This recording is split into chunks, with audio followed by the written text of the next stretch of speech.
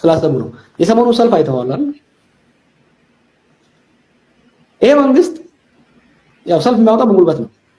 በየትኛውም ቦታ በጉልበት ማውጣት ይችላል። አትሊስት አማጺያኖቹ በማይቆጣጠሩት አካባቢ ዋና ዋና ከተሞች ላይ በየትኛው በደቡብ፣ በሶማሌ፣ በአማራ ማውጣት ይችላል ሰልፍ። ዋይ ለምን ነው ኦሮሚያ ላይ ብቻ ፎከስ ያደረገው?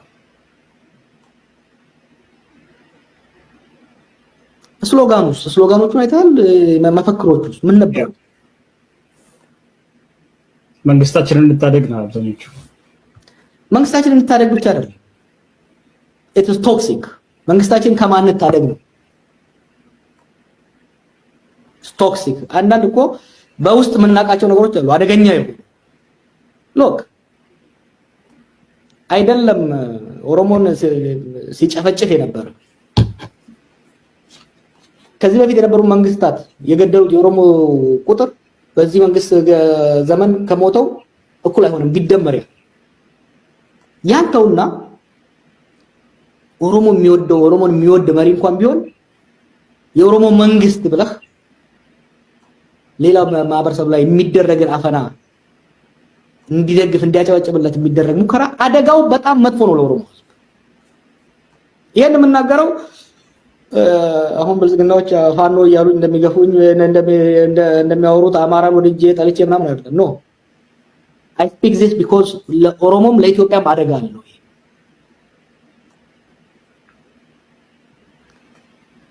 ይሄንን በአብይና በፋኖ መካከል ያለውን ጦርነት የአማራና የኦሮሞ ጦርነት እንዲሆን ይፈልጋሉ። ይሄን ፕራክቲካሊ ስለማውቀው ነው። አማራና ኦሮሞ መካከል ያለውን ልዩነት ለማጥበብ ባለፈው ስለነበረ ሁለቴ ሙከራ አድርገን ነበር። አንዴ ከመታሰሪ በፊት ከ2018 ጀምሮ እስከ 2020 ድረስ ውይይቶች ሲካሄዱ ጣልቃ በመግባት እንዲከሽፍ ያደረገው አብይ ነበር፣ መንግስት ነበር። ከስር ከወጣው በኋላ የፋኖ አመጽ ሳይጀመር ከአንድ የውጭ ሀገር ድርጅት ጋር ሆነን በሰላም ሚኒስቴር